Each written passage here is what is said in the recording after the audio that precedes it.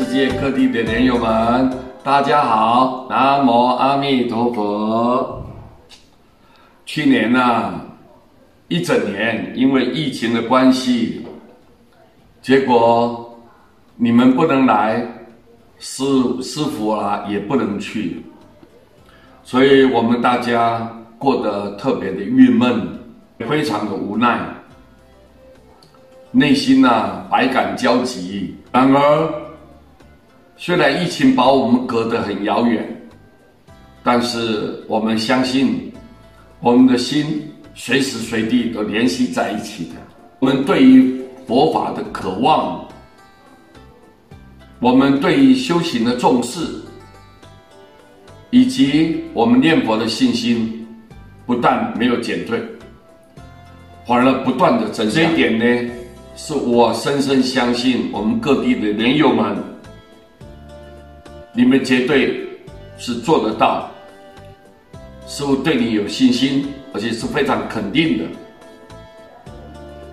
今年整个局势也是诡谲多变，大家如果稍稍不注意的话，忽略了，往往会造成我们很大的损害。所以我在这个地方借此新年的快要到来，先给大家彼此互相鼓励，我们应该要多注意身体的健康，因为毕竟健康才是最大的财富。怎么样才能够健康呢？怎么样让自己的身体保持最佳的状态？基本上，师父提出4点让各位要注意。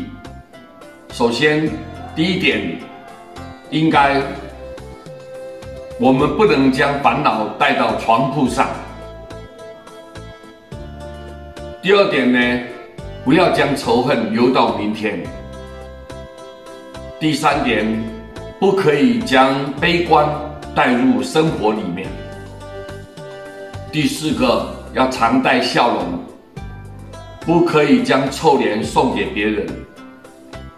我们心情如果经常保持愉悦、开朗、乐观，自然我们能够意难成想，逢凶化吉。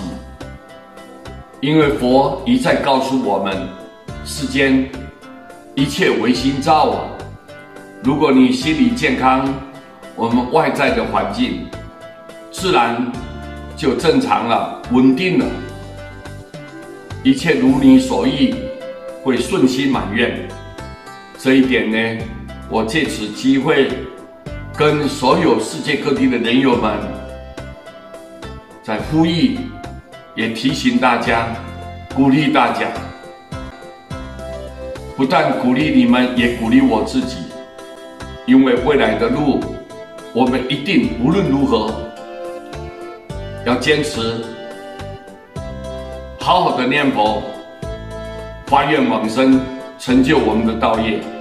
我相信这一点呢，大家我们要全力以赴。所以世间有3件事情不可以等待，不可以等待。第一件事情，孝顺父母不能等待这件事情非常重要。第2件事情呢，我们要力行善事，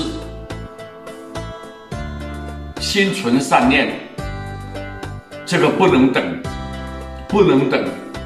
因为一个人如果说心存善念，我们自然为天地之间增加一份祥和之气，全世界会风和日丽了，天下太平。如果我们心存的恶念，无形之中会给天地增加一份暴戾之气，那会风云变色，天灾地变，自然感召厄运连连，灾害不断。所以我们要力行善事，广结善缘，这不能等，不能等。第3，念佛不能等佛一再强调告诉我们众生，念佛嘴巴自然有佛光，念佛有25尊的菩萨如影随形保护，念佛有百重、千重、万重的护法会随时围绕，所以我们一切都能够心想事成。师父借这个机会来向世界各地的人友们深深的提醒，也深深的祝福。我们大家一起念佛，为这个全世界的人类尽一份心力，希望以最短的时间疫情得到控制，人类能够和平，天下能够太平。感谢大家，最后祝福所有的人友们新春快乐，吉祥如意，一切心想事成。